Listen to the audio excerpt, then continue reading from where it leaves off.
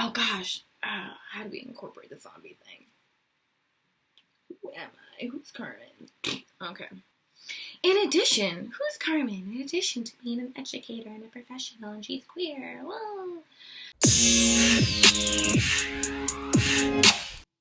Hi, my name is Carmen Rivera, and I am the host of Queers Converse. I am really excited to launch this podcast. It has been over a year in the making, and with the support of BeautyBoiz, we are finally doing it, and so here we go. I have been asked to answer a few questions about the podcast, what Queers Converse is, who I am, and they are awesome questions. I'm not the most comfortable in front of the camera when it's just me. See, Queers Converse, which is kind of a play on words, is supposed to be about other people and telling their stories. And so Queers Converse is supposed to be like queers, like myself, just having conversations about their stories, their experiences, who they are, and having conversations, conversing.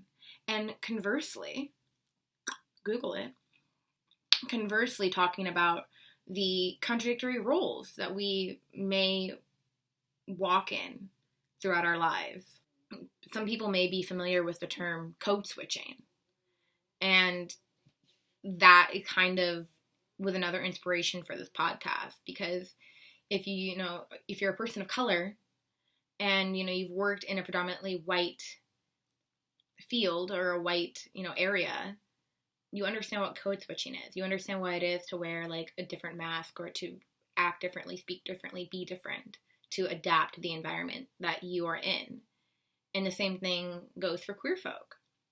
The thing with queer folk is you can't tell that we're queer. And I think it's difficult still today to be queer and to walk through this world, to be a professional.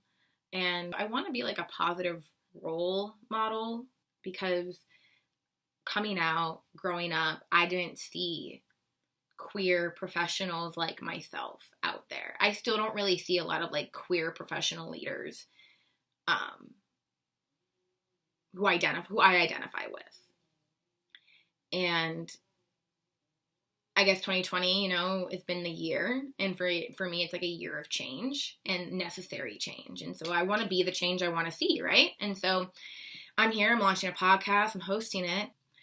And so in addition to just having conversations with queers, I'm going to be having conversations with queers who have, I think, really important stories to tell and really important perspective to share. And I say that because being queer isn't something we always wear on our sleeve. It isn't something that's tattooed on our forehead. It isn't as prevalent as race. Being queer is something that you can hide. And oftentimes, I know I have, and I think a lot of people have been in a position where they've had to hide their queerness. And they've had to put on different masks to walk through this world. And that's another part of the conversation, is talking to queers who've had to wear various masks to walk through this world and society that we live in.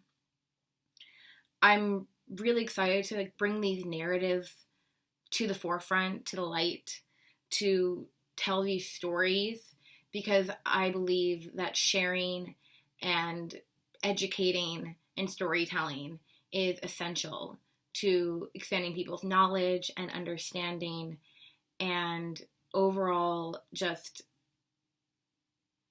viewing the world. It isn't fair of me to have ask people to come onto my podcast to share their stories, share their experiences, and not be vulnerable myself, right? And to share who I am, because you need to know who I am if you want to tell your story with me. And I hope that if you're interested in being on this podcast, that you reach out, email queersconverse@gmail.com. You've got mail. So I'm an adjunct professor at Seattle University. I have been doing that since 2017. My main passion and profession right now is education. And teaching at Seattle University is my main focus because I love it so much. It's what brings me the most joy. And prior to that, I worked as a case manager for King County for 2.5 years, and I worked as a coordinator at a juvenile rehabilitation facility prior to that for 3 years, and I was a counselor at that same juvenile facility for 2 years prior to that. I worked in public service, and I was a government employee for over 7 years. I got out of graduate school, and I went right into the workforce, and I loved it, and I learned a lot. And I also learned a lot of what is wrong with our systems, and that was another motivator and focus for me to become an educator and to teach. I started teaching part-time in 2017, and now it's just something I'm focused on more full-time. I left the county earlier this year because they wouldn't let me flex my schedule to teach anymore. And because I was hourly, they didn't have to let me flex my schedule. And so they kind of made me choose between working for King County or teaching something that I love to do. And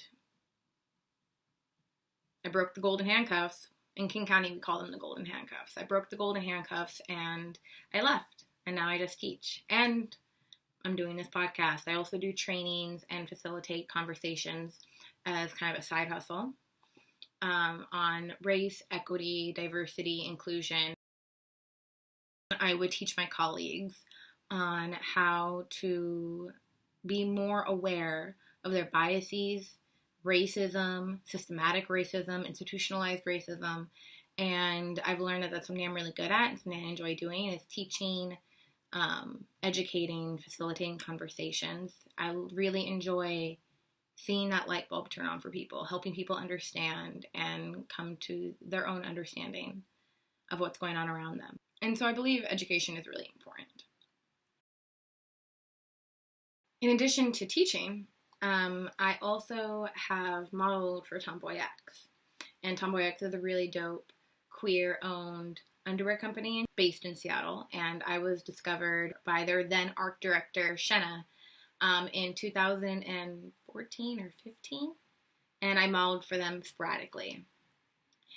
Also, a lot of people know me from the parties I used to throw. I was an event organizer for a certain dating app, a queer ladies dating app. You may have heard of it. There's a lot of dating apps out there, but you may have known me and my partner Jazz to throw some really incredible parties called Queerdom. We also threw fundraisers. We threw panel conversations about dating and race in the queer community in Seattle. We had parties where we had, predominantly like queer attendees, anywhere from like 250 to 1,000 people would show up to these parties. And so we saw ourselves kind of as community leaders. I've been a part of Seattle queer community for, a long time. Like 12 years. I've been a part of the queer community in Seattle for over 12 years. And me and Jazz were throwing parties. I was throwing parties for the queer community for almost 2 years. Yeah. And so we left that particular for-profit dating site in April or May of this year.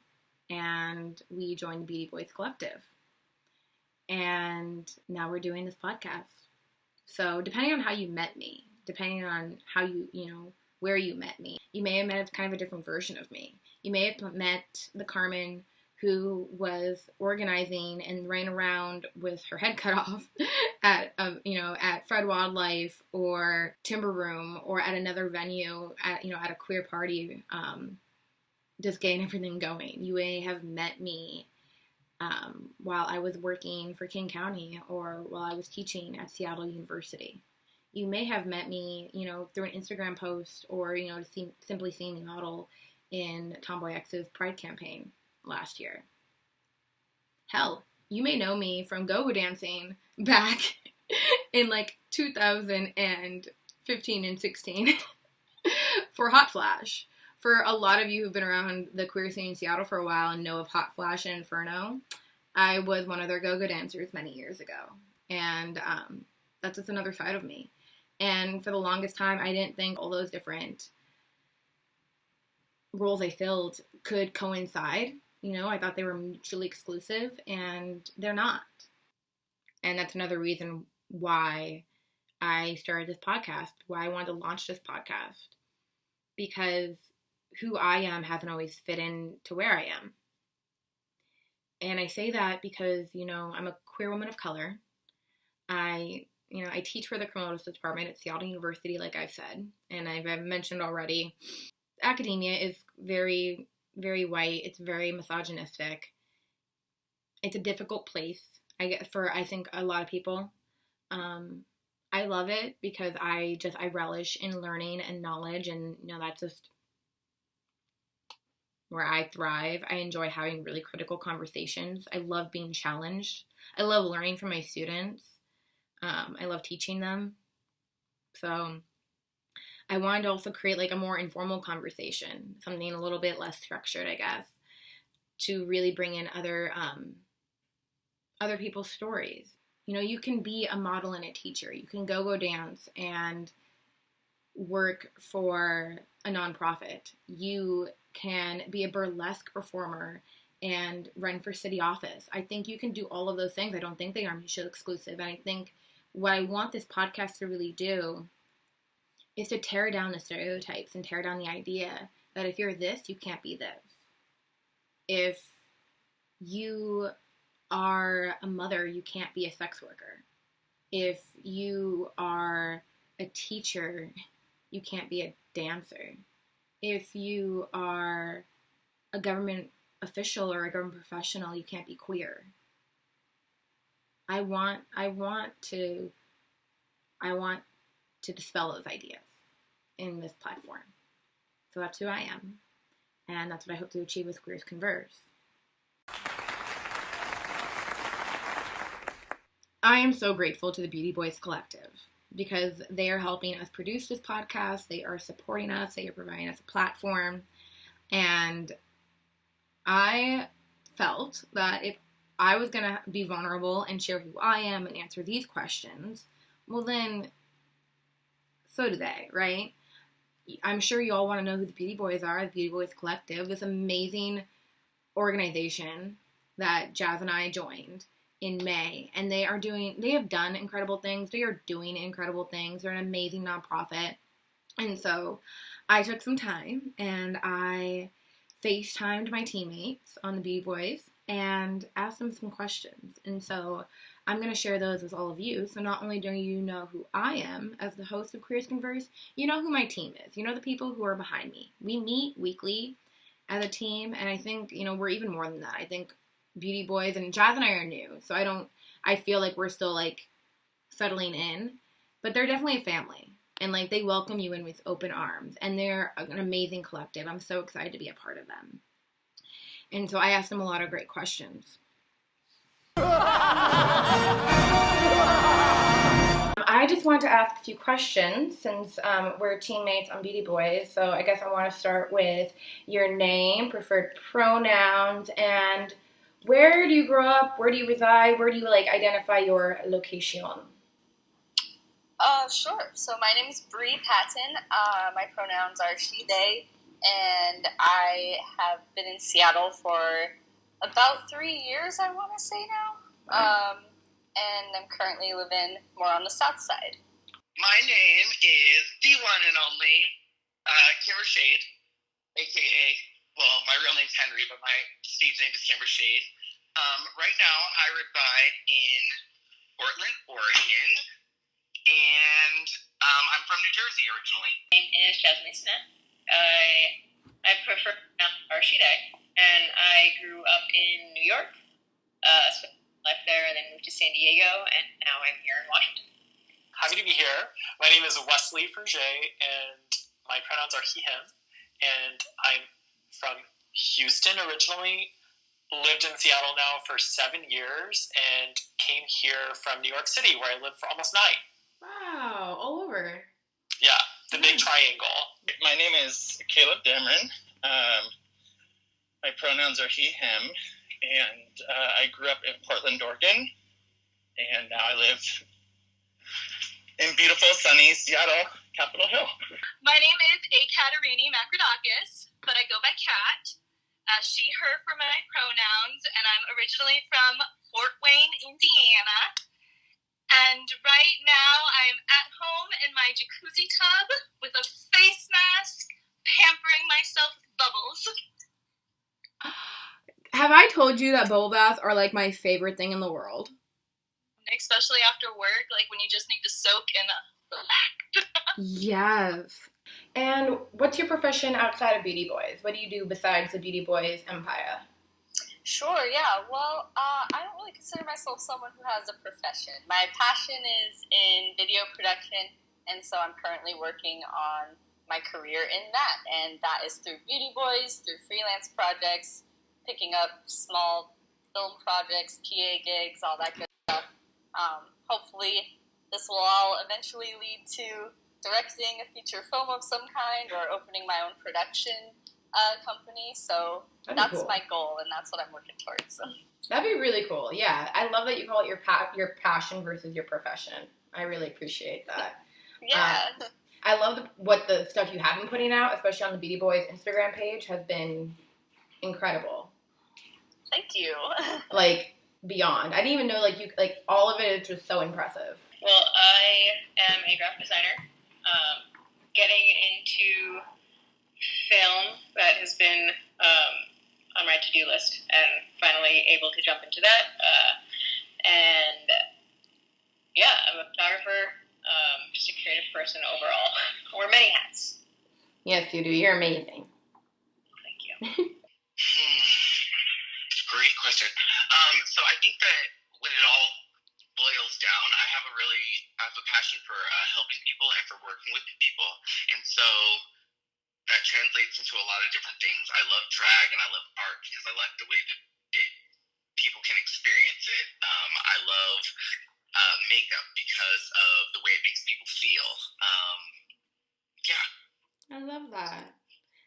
Outside of BeautyBoiz, I am a professional kitty wrangler. I am a bra fit expert, so all day I help women get into the right bras. And it's actually super fun. I love it because it just, is the best thing ever to watch a woman walk in and she's, not feeling herself, and you get her in the right bra with her boobs in the right place. She walks out, 3 inches taller. I love that. Oh my god, I didn't know that about you. Yeah. Wow, you are a kitty wrangler, aka a bra fitter. Yes. Okay, so when you said kitty wrangler, I actually thought you meant a real kitty wrangler. So I'm guessing you just love making people feel good. I do. That's definitely, I'm like an empath, so when other people feel good, I feel good too, so it's definitely the way I like to operate. Oh, I feel very similarly. What is your role in BeautyBoiz? So I'm the executive director, and yeah, kind of been here from the beginning. BeautyBoiz sits under another organization called Forward Flux that I'm the founder of. Mm-hmm. So been really collaborating and kind of innovating with BeautyBoiz since the beginning. It's been awesome to see how it's grown. And how do you describe your contribution or your what you contribute to the BeautyBoiz Collective? I sit behind the scenes and whisper in everyone's ear. No, I mean, I sign all the checks. Very, very, very important. Very important. Yeah. Yeah, really help to make sure that the organization is staying financially sound, and that negotiating all those contracts, mm-hmm. and also helping out with folks that might be coming in that are looking to learn some of those administration skills. I also do work, recruiting for our board of directors, making sure that the board is, all up and running and functional. And then, contribute, creative ideas and, just kind of, dream big with the collective on what our productions look like. So you do a lot of, the important behind-the-scenes stuff. Absolutely. Yeah, 'cause you're kind of like the, you know what I think of, what I just thought of right now is, oh my god, in The Wizard of Oz, you're like the wizard. Yes! Yes, but you can look at me. I'm behind the curtain. Yes, a big difference, notable difference. Yes. I am the founder and creative director of Beautyboiz, so what that means is a lot of the projects have started with me, and I'm the biggest number one cheerleader for Beautyboiz. That's what I do. I think the most important thing that I do on all of our projects is I connect people. I've been in Seattle for over 10 years now, and I have great connections throughout the community, so I think that's probably my number one thing that I consistently do. I do a lot of the fun administrative work, and a lot of the times at the parties, I'm the face at the door, making sure you have a ticket and coat checking. Oh, is that why you're wearing the mask right now? So people won't recognize you? Because you've had to turn some people away, I bet. I have, yes. So I'm just kind of like the fun. I'm the caboose, the choo-choo train. No, I contribute because I like to bring positivity, and I love people's ideas, and I have a lot of creative ideas myself. So being able to link up and talk to people who are on that level as well is really, really great. So I contribute. I like to produce things. I'm also a drag queen. I do makeup, and just anything that anybody in the collective needs of me, I try to, become that person. Oh yeah, you're incredible. You have done, like, in the short time that I've known you, you've contributed so much, and even just over Pride, like, I don't even know if you slept at all. You are incredible, so. Thank you, I appreciate that. I appreciate you. Still pretty new, so I don't have like an official title, but I worked on the Seattle Pride drag performance. I was the assistant producer. That was a lot of fun. And then I'm also working on Queers Converse as the production team. So how did you get involved with Beautyboiz? Like, how did you and Caleb come together? Mm-hmm. So when I first moved to Seattle, Caleb was my neighbor, and we both we're obsessed with Halloween.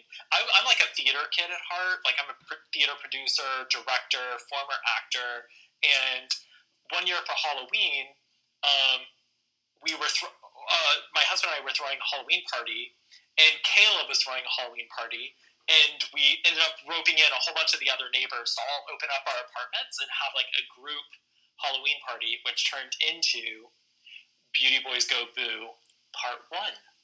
And it's about to turn 6 this year. So that was the very first kind of like iteration of Beautyboiz, and that's where it all started, in our humble abode at 1717 Summit Avenue, right here on Capitol Hill. That is incredible. Yes. Wow. Okay. I was going to university for digital technology, more focused on website development and design. And, I was my junior year, and I was in a class that I did like, taught by a professor I did admire. And, he was giving us a bit of a lecture, and he said, you're all here to get a job, and we're here to help you get a job, and that's why you come to school, to da-da-da-da-da-da-da, and it was basically something about the institution of college, and it was just in that moment that I realized, as I sat in that classroom, that, this is not what I want to do. I don't want to develop websites and, work in a company creating someone else's media.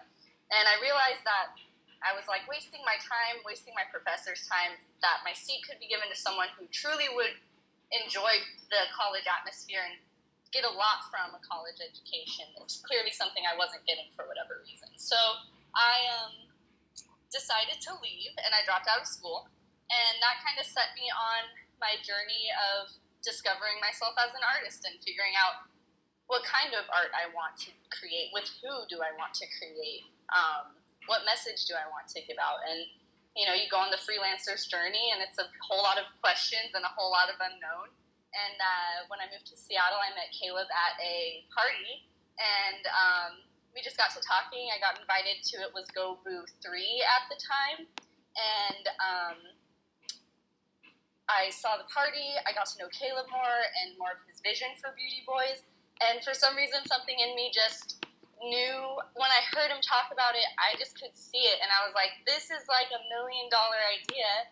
I believe in this, and I feel like I want to contribute to it, and I want to be a part of it. And so I started working with Caleb and the BeautyBoiz, and I have been ever since. Yeah. So I joined the BeautyBoiz back in 2015 because it was a place for the misfit toys. You know what I mean? Like, there was a place for everyone who had an idea that didn't really fit into the mainstream to be able to express themselves. And I knew a lot of the people who created it, so it just kind of worked. Well, I used to throw events for her with you here in Seattle, and once Corona hit, we split ways, parted ways, and BeautyBoiz was a collective that was doing something similar, and so we decided to join up with them. Caleb reached out, actually, and we had a conversation, and just meeting Caleb in person for the Queer Organizers event that you also put on 2 years in a row, just to get all of the event organizers in Seattle together, room to have conversations, which was beautiful, really great, and necessary. Vibed, and I felt comfortable joining a team with Caleb. So Can you describe the BeautyBoiz in 3 words? I would say queer, obviously, and activists, and powerful. We all have a powerful energy that we bring to the community, and we're passionate about it. I completely agree. This collective that we are a part of is super powerful. So I would describe us as passionate, tenacious, and talented. And talented. I love it. God. Powerful, welcoming, courageous. 3 words to describe BeautyBoiz. I would say that they are independent, authentic, and inclusive. And I think that's what's allowing us to have so much creativity and collaborate with our community so much, because we're completely independent and we're all really just thriving off of each other's unique visions, and it's allowing us to create really awesome things right now. Welcoming, definitely. Supportive, and I would say innovative.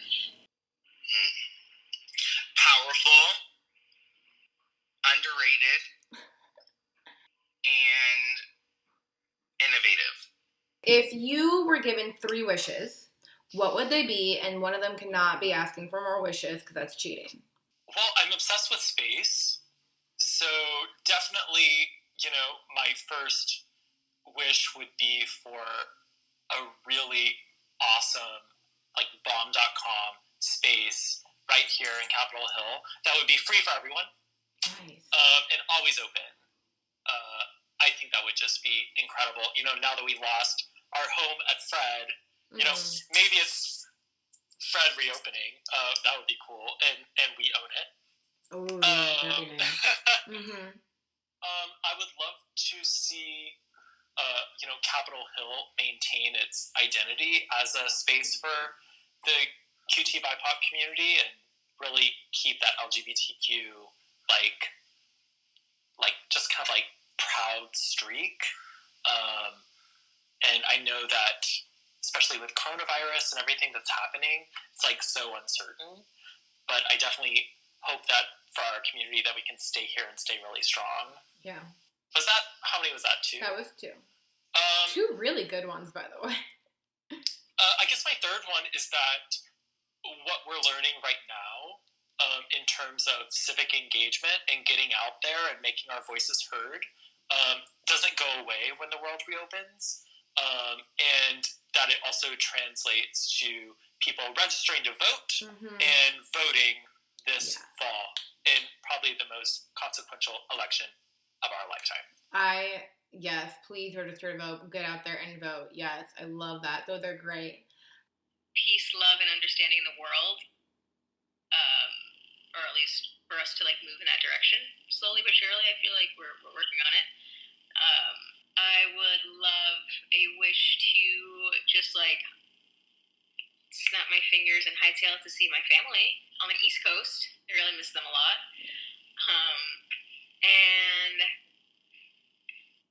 I mean, is it also too much to ask for like Corona to not be a thing, even though there has been some good in the environment that it come about, people not being on the roads, out as much. But yeah, I'm excited for the new normal, whatever that might be in the future. So maybe like a cure for Corona. Yeah, I didn't want to like say cure for Corona because that felt like too pageant-y. That's probably true. That's a good. Okay. Like ending world hunger in there, and then we got the trifecta. But yeah, some kind of a stabilizer so that we're not living like this. My first one would be, that we could live in a world where everyone could be respected no matter their skin color, race, gender, size, orientation, any of that. I would just want peace in that regard. My second wish would be to have security, you know what I mean? Being able to take care of my family and whatnot. And my third wish would be to be in the Beyonce Black is King video. Have you watched it? I'm so vain with that last one, but I'm telling you. Oh my god, have you watched it? 4 times. Okay, so I don't have Apple TV, so I haven't watched it yet. Oh girl, I'll send you the login. It's so good. It's so good. So, another question. What's your jam? My jam. Mm-hmm. Can you elaborate? You answer it the way you interpret it. That's kind of the fun to that question. I guess my jam is overthinking things then. I love that. I love to think. You're a critical thinker. Yeah. You asked what's my jam before, and I told you strawberry jam, but that just like came to me in the moment. I don't even like strawberry jam. So it was a lie, actually. Wow, the tea, Yeah. the tea. So I'm coming clean. I am a blackberry jam kind of gal. Yeah, Oh, that is me. Yeah. got it. My jam right now has been, because I've been watching a lot of TikToks, has been the My Mother's Savage Daughter song. Okay. I really like it. So For those of us not on the TikTok yet, because it's gonna get banned in the U.S. at any moment. yes. What is that? It is this. It's like a Celtic song about how she is her mother's savage daughter, and she runs barefoot, and she curses sharp stones, and she won't cut her hair or lower her voice, and so it's very empowering for women if you're like a free spirit. I'm like always strawberry. Never anything else. I love kind of like outrageous fashion. I grew up in Houston, in like a very, very in the suburbs of Houston, a very, very small community. And when I got out of there and into New York City, I was like, oh, honey, she is coming out. So I definitely always have done like lots of outrageous fashion, and that's why one of the reasons why BeautyBoiz is like such a resonant place for me to be and to like kind of like explore that aspect of my identity, because I know when I moved to Seattle, just like the grays and the drab fashion here like really started to bring me down. It's like I gotta tone it down because people just used to give me really kind of nasty looks as I was trying to like navigate my way into the more like networking scene here outside of the queer community. So yeah, definitely my jam is like wearing anything and everything I want. And I go through phases. I love that. My jam on sandwiches would be strawberry, grape, or raspberry. And like my jam, Music-wise, pretty varied. I like some acoustic stuff. And, like, hobby-wise, I like hiking and being outdoorsy. Oh, okay. I like that you took, like, all the possible answers there. Covered all your bases. Like, who are you? Exactly. Who do you admire the most? I admire anyone who is willing to go through the painful and beautiful process of growth. And however that manifests that I notice, I admire those moments of growth. But I am not someone who has like a, one person that I idolize or admire or hold on a pedestal. It just has never been something that has helped me feel motivated to put someone that high. But I do admire anyone who shows authentic growth and a desire to become better and create. And so anyone who does that, I admire you. You're watching this. Oh my God. I love that. The person I admire, like, the most in my life has to be my yaya. She's, like, the most... Yaya is your great-grandmother, and she's, like, the most powerful woman I've ever met. She survived Nazi-occupied Greece, came to America with 8 kids, and her husband died 3 years later, and she raised them, bought a house without any education or knowing English. And then she raised me for the first 10 years of my life. So wow, she's amazing. She sounds like a badass. Yeah, I love her. She's probably the only person I'd say I love unconditionally in my life. I admire my mom the most. My mom has taught me to really get through whatever it is that the world is going to throw at me. I know that I can push through it, thanks to my mama. How are you contributing to the destruction of white supremacy and the patriarchy? Just a light question. Yeah, sure. Well, white supremacy, patriarchy. I started a group called QPOC Hikers for queer people of color to get outdoors and destroy the white supremacy that way and the stereotype that the outdoors is a place for only white people. Yeah. Because anyone can go outside. I love that. I love your hiking group. Thanks. Yeah, it's a nice safe space for us to all gather together and take a hike. Well, I've been to some of the protests because it's literally just 2 blocks up from where I'm at. Nice. So that's been an eye-opening experience, like running from the police and watching just total strangers come together and like protect you. I'd actually take my contacts out at one point because some pepper spray got me. And this girl that I had just met, like, held my hand the whole time and made sure that I, like, got away from the police as we, like, made our way through Cal Anderson. And so it was just, like, the people you meet are amazing. And then a lot of, on social media, I've been getting in trouble with my mom for some of the savage comments I've been responding to family. Good for you. I'm like, just because we're family doesn't mean I'm going to shut my mouth when you're being a racist or a bigot or whatever. So that's mainly what I've been doing. Thank you. Well, I'll tell you, as a white man who really benefits from white supremacy and the patriarchy, I am learning to listen and value the voices of folks who know a lot better than me. And I think that's the most important thing I can do. And then take action where, I'm learning, ways in my life specifically. Like, it's not about necessarily me going out and pointing out what everyone else is doing wrong, but it's really about me learning how to stop f***ing up personally and how to start f***ing up the patriarchy and white supremacy. Ooh, I like that.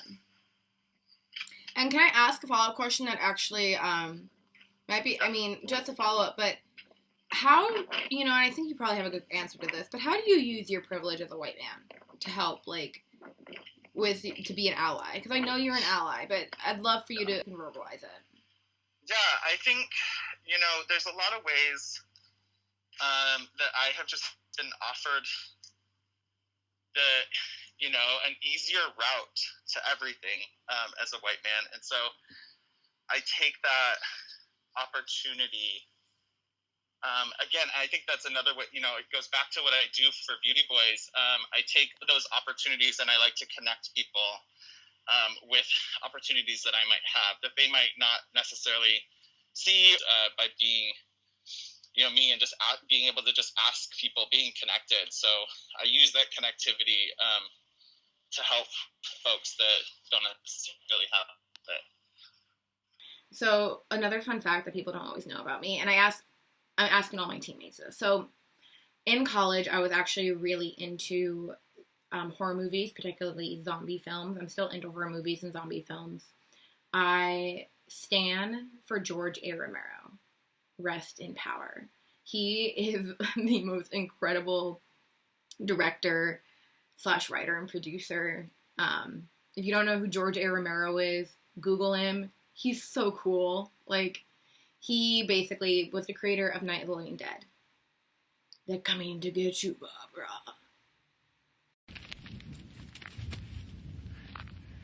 They're coming to get you, Barbara. Hello. Like, and all of his zombie films had a social satire to them. They discussed the social issues that were happening during that time.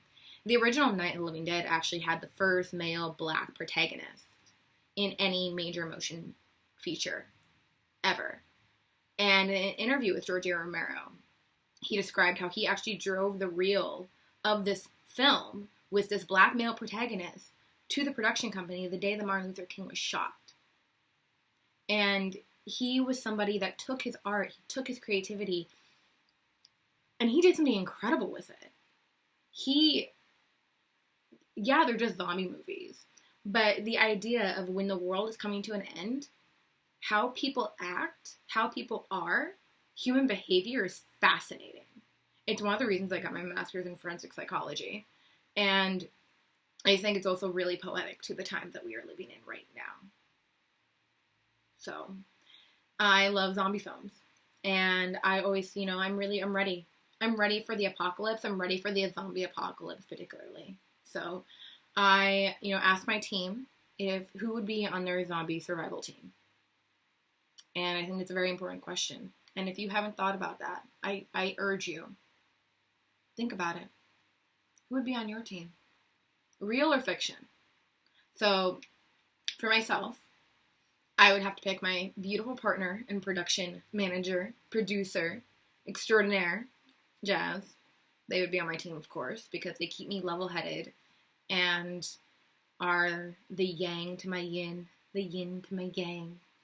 My nephew, he lives with us downstairs, and he has the fight in him. He'd be ready to take some zombies down. So I trust him to, handle it. And then the third person I would pick as a Terminator.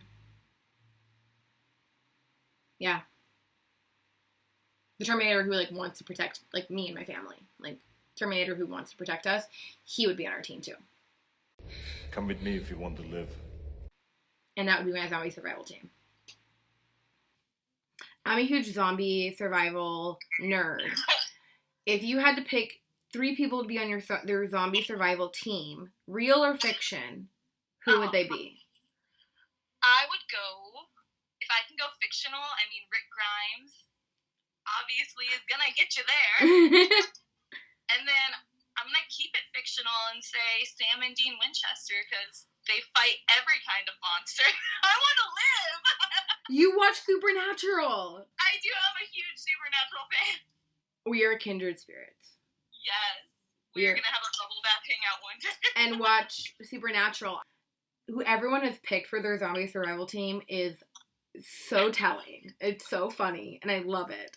Hermione from Harry Potter. I haven't read the books, but I watched the movies, but she's got all the answers all the time. And she quite is the reason why they're always saved. So I need Hermione. Okay. And then also, I need somebody who's gonna fight. So probably either The Rock or John Cena. And then Oprah Winfrey, because I feel like she's diplomatic enough to figure out how to get everybody on the same page. Oh, that's a good team. Mm-hmm. Oh, that's really dynamic. All right. So first is going to be my bae, Kayla Carrington. Okay. Got to go with bae on the zombie team. I want to say Beyonce because of her resources. So she just seems like an excellent person to have on your team ultimately. Fact. Yep. And then lastly, maybe Katara from Avatar, so that way we always have water. Well, as a great fan of The Walking Dead, I would say Daryl Dixon because he is strength and brains. Mostly strength. Quiet, effective, I'd say. But then, if I actually start thinking about it, you want to like formulate like a well thought out team. So you want to have like the strength, the brains, a medic, and then the person that like you don't care if they die first, right? Also, the sacrificial lamb. Wow. Okay. Yeah. Low, high survival.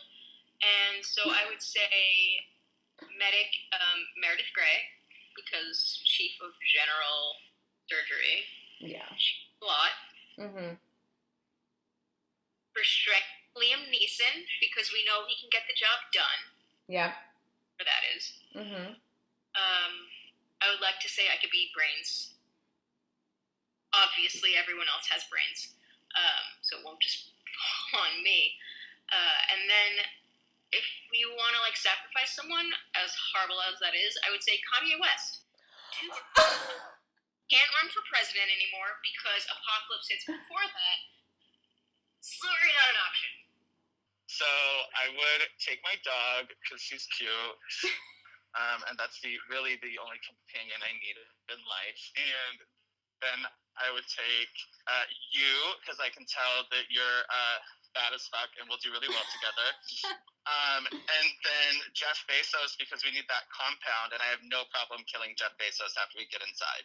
Yes, use him for all the resources. Well, my husband is an automatic in because he is a total delight, and he's like such like a right brain thinker. So I know that when it comes time to like pack the things or like make the communications plan, he's gonna stop me and have that annoying conversation that I've already finished with for like 5 more minutes. So Jay Reese gets an automatic in. The Mountain from Game of Thrones. Because I don't like to fight my own battles. Genius! That's so smart. I've actually never been in a physical altercation in my life. And I hope to keep it that way. Good for you. I'm more of one of those people who's like kind of like sitting on the throne, asking someone else to go like fight, and I'm like, you did okay. Yep. And then I don't know, entertainment, maybe like let's say Wilson from Castaway, because he's entertaining and he doesn't eat. Help save those resources. Yeah, exactly. I see you. That is great. That's a Everyone great needs a mascot. I had a really great time talking with just some of the members of the collective. You gotta understand, the BeautyBoiz, it's a collective, and there are a lot of us. And I'm really excited to share it with you and to give you a behind-the-scenes look at the BeautyBoiz, at Queers Converse, who we are, who I am, and what we hope to bring to you. This podcast will be monthly, and we will be releasing it on all platforms: YouTube, Google, Apple, Spotify, and share it. Subscribe. Follow us on YouTube. Follow us on Instagram. We are Queers Converse, and we'll be conversing hopefully with you very soon. Bye. All right. Fun things about me. How do I answer the fun things? Fun things. I like wine. It's like literally the oldest alcohol in the world. They were drinking it on Game of Thrones. How do you know this? That's what I do. I drink, and I know things. Which I know isn't real history. It's not. But it's just to show, like, the timeliness of wine. Which, raise your hand if you were unhappy with the ending of Game of Thrones. I'm not over it. That Game of Thrones ending was terrible. And you know what? I think the ending of Game of Thrones was so bad because the writers were cis white men who just ruined it. Like, they ruined everything else. Was that too controversial?